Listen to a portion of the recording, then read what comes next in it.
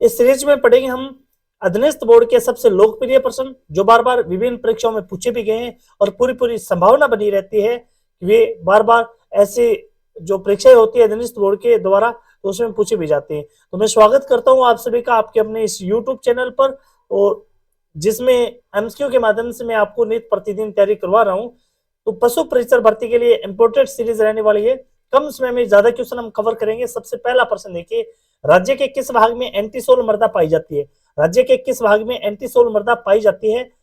तो राज्य के जितने भी पश्चिमी क्षेत्र के अंदर, राजस्थान के जितने भी पश्चिमी क्षेत्र के अंदर जो जिले आते हैं उन सभी में ये एंटीसोल मृदा होती कैसी है? इसका रंग कैसा होता है? हल्का पीला भूरा होता है, हल्का पीला भूरा रंग होता है इसका। ये एंटीसोल मृदा ये राजस्थान के पश्चिमी क्षेत्र में पाई जाती है। अगला प्रश्न देखिए, बनास नदी पर स्थित, अगला प्रश्न, बनास नदी पर स्थित तीन त्रिवेणी संगमों में से एक युग्म असंगत है। बनास नदी पर तीन त्रिवेणी संगम बनते हैं, तो कौन कौन से त्रिवेणी संगम बनते हैं बनास नदी पर? तो जो बनास बेडस कोठारी है ये त्रिवेणी संगम बनास नदी पर नहीं बनता है। इसके अलावा बनास सीप चंबल हो गया, बनास सीप चंबल हो गया, बनास खारी डाई हो गया, बनास बेडस मिनाल हो गया। ये तीनों बनास नदी पर संगम बनाती है। ये तीनों नदियां वो बनास नदी पर संगम बनाती है। अगला प्रश्न देखिए, सूची फर्स्ट और सेकंड को सुमेलित कीजिए। सूची फर्स्ट व सेकंड को सुमेलित कीजिए। तो बंद बारेठा बांध है, ये राजस्थान के किस जिले में आता है? ये राजस्थान के भरतपुर जिले का बांध है। राजस्थान का जो भरतपुर जिला है वहां का बांध है। कौन सी नदी पर बंधा हुआ है? बंद बारेठा बांध है ये कुकुंद नदी पर। कौन सी नदी पर बना हुआ है? ये कुकुंद नदी पर बना हुआ है, भरतपुर के अंदर है। दूसरा जो बांध दिखाया गया इसरदा बांध, इसरदा बांध है ये बनास नदी पर बना हुआ है। इसरदा बांध है ये कौन सी नदी पर बना हुआ है? ये बनास नदी पर बना हुआ है। और कौन सी क्षेत्र में आता है? ये आता है टोंक और सवाई माधोपुर में। टोंक व सवाई माधोपुर में। चित्र भी याद रखिए, इस चीज के पूछ लिया जाता है चित्र के बारे में। तीसरा जो मेजा बांध है ये कोठारी नदी पर बना हुआ है। ये कहां पर आती है कोठारी नदी? ये भीलवाड़ा की। ये कौन सी क्षेत्र की है? ये भीलवाड़ा की। चौथा जो बाखली बांध है ये कौन सी नदी पर? ये सुकड़ी नदी पर बना हुआ है। सुकड़ी नदी पर जालोर जिले के अंदर। कहां पर बना हुआ है? ये जालोर जिले में बना हुआ है। अगला प्रश्न देखिए, छप्पन का मैदान, छप्पन का मैदान किस नदी के बेसिन में स्थित है? तो छप्पन का मैदान है ये माही नदी। माही नदी जो कर्क रेखा को दो बार काटती है, माही नदी जो कर्क रेखा को दो बार काटती है। और छप्पन बेसिन में नदी के बेसिन में 56 गांवों का समूह पड़ता है, जो कि किस क्षेत्र के अंदर है? ये प्रतापगढ़। ये भी पूछ रहे थे, ये छप्पन का मैदान है किन दो जिलों के बीच में, किन जिलों के बीच में? तो ये प्रतापगढ़ प्लस डूंगरपुर व बांसवाड़ा के मध्य का मैदान 56 गांवों का समूह क्या कहलाता है? छप्पन का मैदान कहलाता है। अगला प्रश्न देखिए, राज्य की प्रथम निजी क्षेत्र की लिग्नाइट आधारित परियोजना कौन सी है? राज्य की प्रथम लिग्नाइट आधारित परियोजना ये बीकानेर में स्थित है। कहां पर है ये? बीकानेर में स्थित है, और उसका नाम है Guda thermal power project. Guda thermal power project ये कहां पर स्थित है भाई? बीकानेर के अंदर स्थित है। अगला प्रश्न देखिए, 2001 से 11 के दशक में, 2001 से 11 के दशक में राजस्थान के किस जिले की जनसंख्या वृद्धि दर न्यूनतम थी? सबसे कम वृद्धि दर थी वो कौन सी जिले की थी? वो थी गंगानगर जिले की। गंगानगर जिले की ये जनसंख्या वृद्धि दर है बहुत ही कम थी, न्यून थी। और सर्वाधिक वृद्धि दर वाले जिले कौन से थे? सबसे ज्यादा वृद्धि दर हुई थी बाड़मेर के अंदर। कहां पर हुई थी? बाड़मेर में हुई थी। तो यहां पर इसका उत्तर 1 नंबर हो जाएगा। अगला प्रश्न, राजस्थान में किस शहर को ग्रेनाइट सिटी के नाम से भी जाना जाता है? ग्रेनाइट सिटी के नाम से जाना जाता है, तो कौन सा शहर है? जालोर शहर को। जालोर शहर को ग्रेनाइट सिटी के नाम से जाना जाता है। इसका अन्य क्या कौन सा नाम है? सुवर्णगिरी, सुवर्ण नगरी के नाम से भी इसको जाना जाता है। अगला प्रश्न देखिए, राजस्थान में चौथी बाघ परियोजना, राजस्थान में चौथी बाघ परियोजना के रूप में किसे मान्यता दी गई है? तो चौथी बाघ परियोजना के रूप में मान्यता दी गई है रामगढ़ विषधारी अभ्यारण्य को। ये कहां पर है भाई? ये बूंदी में है। कहां पर है ये बूंदी के अंदर है, रामगढ़ विषधारी अभ्यारण्य। उससे पहले कौन कौन सा था? एक तो रणथंभौर बाघ परियोजना था, इसके अलावा कौन सा था? मुकुंदरा हिल्स, इसके अलावा कौन सा था? सरिस्का अलवर। अभी छठी जो मान्यता मिली है वो कुंभलगढ़ अभ्यारण्य को मिल रही है। अभी इसका कोई कंट्री फिक्स नहीं आया हमारे पास। अगला प्रश्न देखिए, निम्नलिखित में से सुमेलित नहीं है, कौन सा इसके अंदर सुमेलित नहीं है? तो यहां देखिए आप, फ्लोरिकल्चर फूलों की कृषि का अध्ययन करता है, एपीकल्चर में मधुमक्खी पालन का अध्ययन किया जाता है, विटिकल्चर के अंदर व्यापारिक स्तर पर की जाने वाले अंगूर उत्पादन की यानी अंगूर की खेती का अध्ययन किया जाता है। अंगूर का उत्पादन विटिकल्चर से संबंधित है। पिसिकल्चर मछली पालन की, तो यहाँ पर कौन सा हो जाएगा अपना सी हो जाएगा। अगला प्रश्न देखिए, रॉक फॉस्फेट सर्वाधिक किस खान से निकाला जाता है?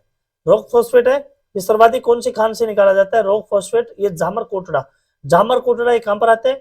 ये झामर कोटड़ा का क्षेत्र आते हैं उदयपुर के अंदर। कहां पर आता है ये राजस्थान के उदयपुर क्षेत्र के अंदर आता है झामर कोटड़ा। रॉक फॉस्फेट सबसे ज्यादा यहाँ से निकाला जाता है। अगला प्रश्न देखिए, कर्क रेखा राजस्थान के किन जिलों से होकर के गुजरती है? कर्क रेखा ये राजस्थान के डूंगरपुर और बांसवाड़ा से होकर के निकलती है। और कर्क रेखा 23.5 उत्तरी अक्षांश डूंगरपुर में ये चेकली गांव से होकर के निकलती है, याद रखना इस चीज को भी। और बांसवाड़ा की तहसील पड़ती है कुशलगढ़ सबसे निकटतम तहसील है कर्क रेखा की।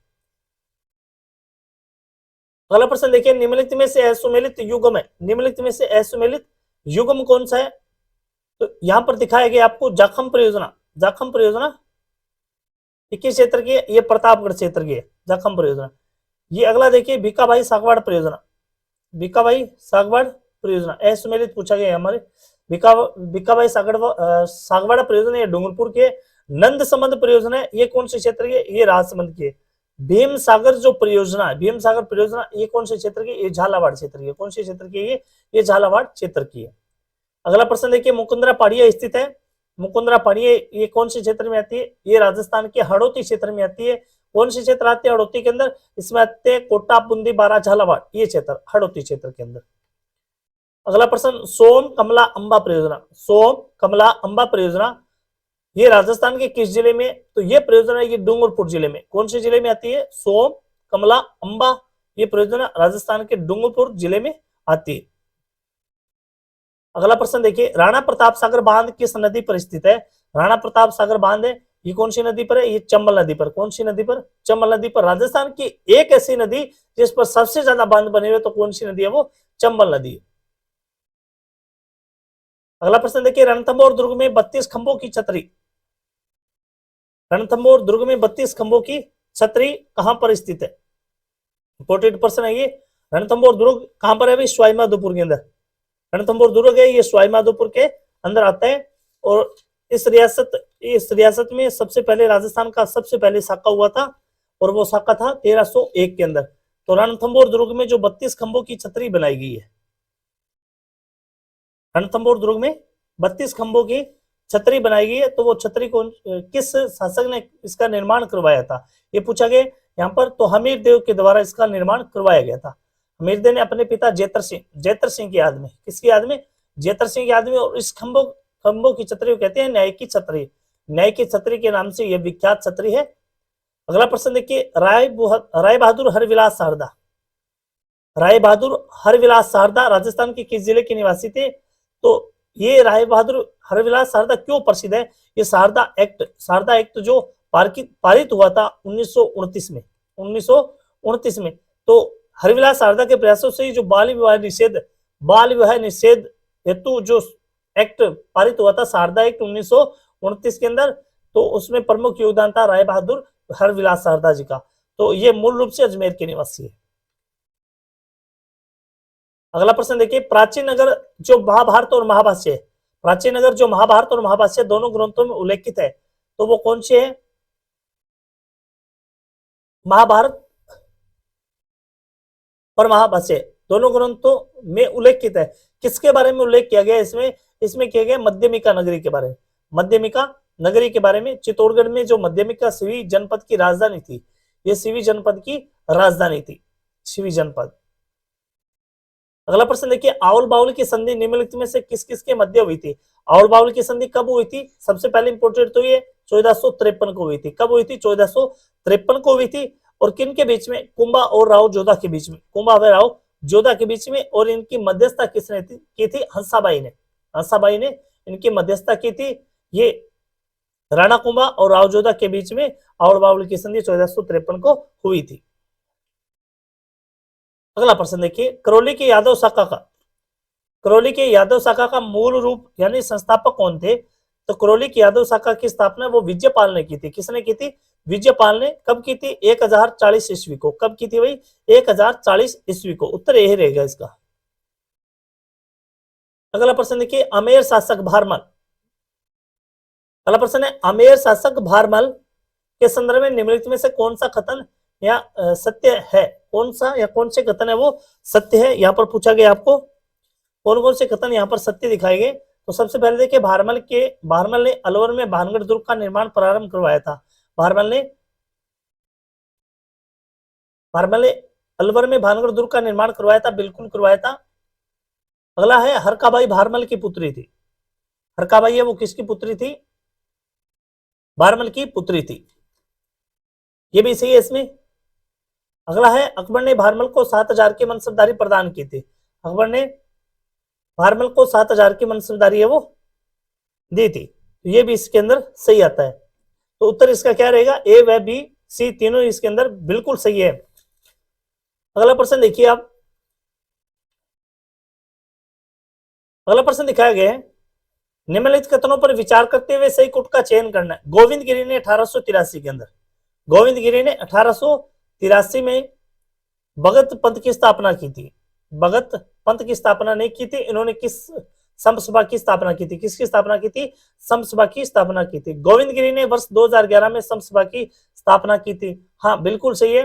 गोविंद गिरी ने बेड़सा में, कौन से क्षेत्र में? बेड़सा में 1911 में संत सभा की स्थापना की थी। यहाँ पर कौन सा कथन सही रहेगा? बी कथन है वो बिल्कुल सही रहेगा। अगला प्रश्न देखिए आप। प्रश्न अगला ये है कि निम्नलिखित में से असंगत कथन को छांटिए। कौन सा कथन असंगत है इसमें? तो पहला दिखाया गया, विजय सिंह पतिंग ने बिजोलिया किसान आंदोलन के प्रचार प्रसार हेतु सर्वप्रथम प्रताप समाचार पत्र का सहारा लिया था। बिल्कुल सही है ये, प्रताप समाचार पत्र का इन्होंने सहारा लिया था। प्रताप समाचार पत्र गणेश शंकर विद्यार्थी द्वारा महाराष्ट्र से प्रकाशित किया जाता था। ये अखबार जो इन्होंने बताया, प्रताप समाचार पत्र, इनका प्रकाशन गणेश शंकर विद्यार्थी के द्वारा किया जाता था। लेकिन कहां से किया जाता था? कानपुर से किया जाता था। कहां से किया जाता था? कानपुर से। वर्ष 1919 में पथिक जी ने राजस्थान सेवा संघ की स्थापना वर्धा महाराष्ट्र में की। बिल्कुल सही है। वर्धा महाराष्ट्र से पथिक जी ने राजस्थान केसरी नामक समाचार पत्र भी निकाला था। राजस्थान केसरी और तरणु राजस्थान, इनके संपादक है वो विजय सिंह पथिक है। यहाँ पर उत्तर कौन सा रहेगा? अपना बी रहेगा, क्योंकि महाराष्ट्र ने कानपुर से इनका प्रकाशन होता था। अगला प्रश्न क्या दिखा रहा है, निम्नलिखित में से असुमेलित युगम कौन सा है? निम्नलिखित में से असुमेलित युगम कौन सा है? यहाँ पर तो ब्यालू जो होता है वो ग्रामीण क्षेत्रों में शाम का भोजन को ब्यालू कहते हैं। बिल्कुल सही। कलेवा ग्रामीण क्षेत्रों में दोपहर का भोजन होता है। भाता क्या होता है भाई इनमें? भाता क्या होता है? भाता ग्रामीण क्षेत्रों में खेतों में ले जाया जाने वाला दोपहर का भोजन होता है। बिल्कुल सही है। इसमें इनमें से कोई भी नहीं, असुमेलित कोई भी नहीं है, तीनों के तीनों में बिल्कुल सही है। ये प्रश्न देखिए भी अगला, ये भी महत्वपूर्ण है, थोड़ा सा हो गया मिस्टेक हो गया। सही, दोबारा देखिए इस प्रश्न को।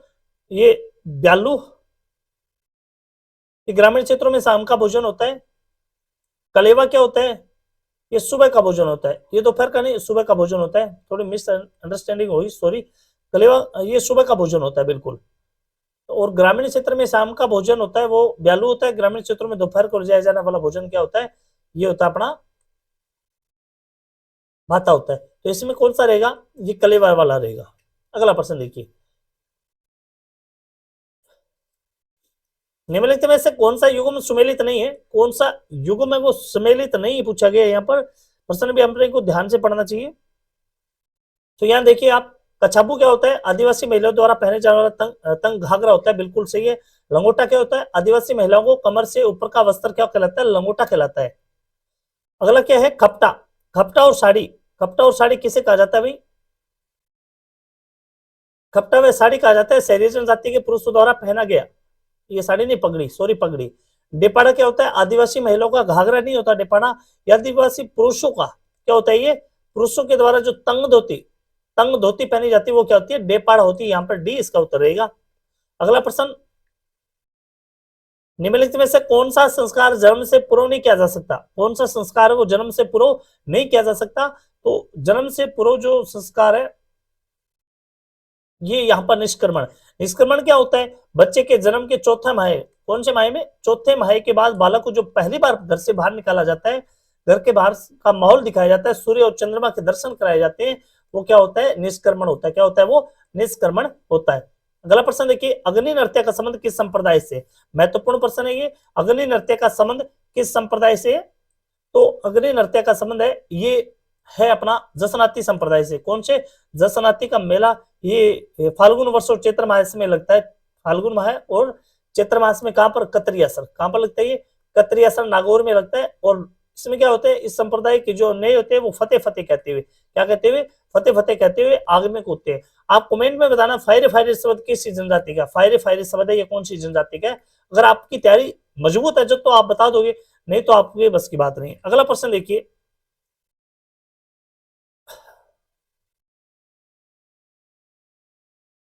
अगला प्रश्न, राजस्थान का एकमात्र दुर्ग जहां मंदिर, राजस्थान का एकमात्र दुर्ग जहां मंदिर, मस्जिद और गिरजाघर तीनों है। मैं थोड़ा बड़ा कर लेता हूं इसको।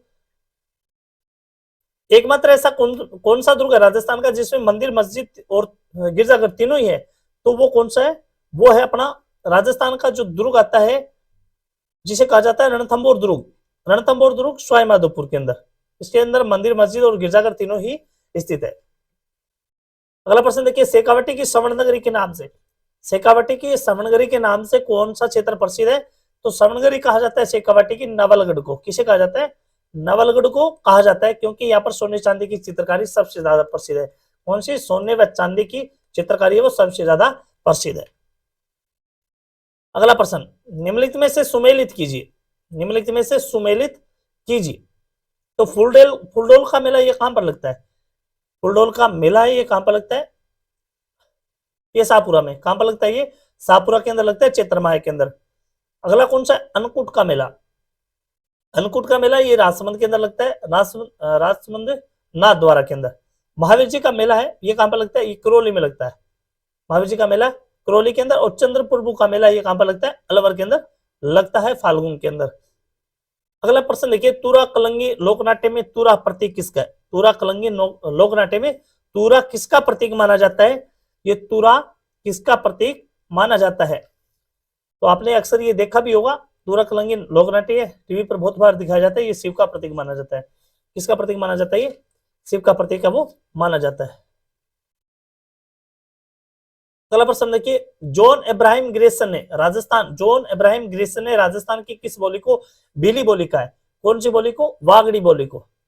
तो वागड़ की बोली, वागड़ी, वागड़ की बोली, वागड़ी बोली को इन्होंने क्या कहा है? बीली बोली, बीली बोली के नाम से जाना गया। अगला प्रश्न, डिंग के जल महलों का निर्माण किसने करवाया था? डिंग के जल महलों का निर्माण महाराजा सूरजमल ने करवाया था। ये राजस्थान के सबसे जल महलों में सबसे ज्यादा श्रेष्ठ है। अगला प्रश्न देखिए, विवाह के दिन वधु की माता, विवाह के दिन वधु की माता द्वारा जो ओढ़नी ओढ़ी जाती है उसे किस नाम से जाना जाता है? जो ओढ़नी ओढ़ी जाती है उसे किस नाम से जाना जाता है? उसे कहा जाता है पीर जोड़ा। उसे किस नाम से जाना जाता है? पीर जोड़ा। और ये किसके द्वारा? ये मामा के द्वारा लाई जाती है, मामा के द्वारा, वधु के मामा के द्वारा, यानी वधु की माँ के भाई के द्वारा ये लाई जाती है। इसे पीर जोड़ा के नाम से जाना जाता है। इस सीरीज का लास्ट प्रश्न देखिए भाई, महमूद खिलजी फर्स्ट ने किस दुर्ग का नाम परिवर्तित करके मुस्तफाबाद रखा था? तो किस दुर्ग का नाम रखा था इन्होंने? ये रखा था गागरोन दुर्ग का। गागरोन दुर्ग यानी 1444 के अंदर जब सुल्तान महमूद खिलजी गागरोन दुर्ग पर आक्रमण किया था, जिसमें अफजलदास जी खिलजी के पुत्र पालन सिंह को पराजित किया। किसको पराजित किया था? पालन सिंह को पराजित किया था। और उस गागरोन दुर्ग का नाम रखकर बदल कर क्या कर दिया गया? मुस्तफाबाद कर दिया गया। ये अधीनस्थ बोर्ड के सबसे महत्वपूर्ण प्रश्न है। आपको अच्छे लगे तो लाइक शेयर जरूर किया करो दोस्तों, ताकि मेरा भी मनोबल बने। जय हिंद, जय भारत।